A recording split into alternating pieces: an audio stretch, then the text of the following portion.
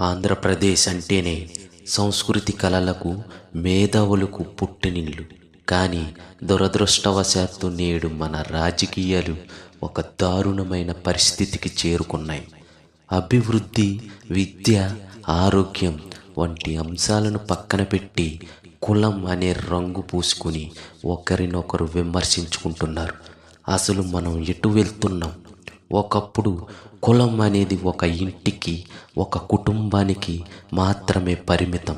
కానీ ఇప్పుడు రాజకీయ నాయకుల పుణ్యమా అంటూ ఆ కులం రోడ్ల మీదకు వచ్చింది.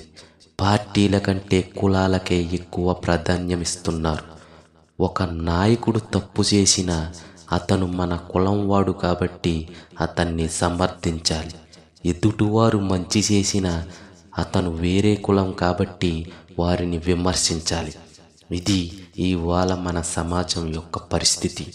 ఇది మన సమాజానికి ఎంతవరకు క్షేమం? ఈ కుల పోరాటాల వల్ల ముఖ్యంగా నష్టపోయేది మన యువత. ఐటీ కంపెనీలు, పరిశ్రమలు రాష్ట్రానికి రావాలంటే ప్రశాంతమైన వాతావరణం ఉండాలి. కానీ మనం ఈ కులాల పేరుతో కొట్టుకుంటూ ఉంటే రాష్ట్రానికి పెట్టుబడులు ఎలా వస్తాయి?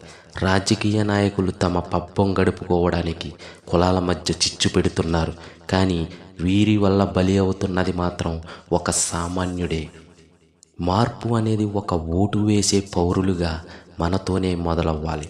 ఓటు వేసేటప్పుడు అభ్యర్థి కులం కాదు, అతని అర్హత మాత్రమే చూడాలి. ముఖ్యంగా రాజకీయ నాయకులు తప్పుడు మాటలు విని మీ స్నేహితులను, ఇరుగు పొరుగు వారిని దూరం చేసుకోకండి. కులం అనే కళ్ళద్దాలు తీసి చూస్తేనే రాష్ట్ర భవిష్యత్తు కనిపిస్తుంది. రాజకీయాలు కులం కోసం కాదు, జనం కోసం ఉండాలి. మన పిల్లలకు మనం ఇచ్చే ఆస్తి కుల పిచ్చి కాకూడదు. అది ఒక అభివృద్ధి చెందిన ఆంధ్రప్రదేశ్ రాష్ట్రం కావాలి. ఒక రాజకీయ నాయకుడికి వీర విధేయుడిగా ఉండటం కంటే వ్యవస్థ పట్ల బాధ్యత కలిగిన పౌరుడిలా ఉండటం చాలా ముఖ్యం.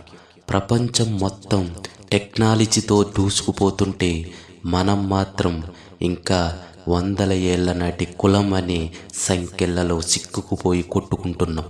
ఓటు వేసే ప్రతి ఒక్కరూ కూడా ఆలోచించండి, మార్పు దిశగా అడుగులు వేయండి. మీ అభిప్రాయాన్ని కామెంట్ చేయండి. జై హింద్.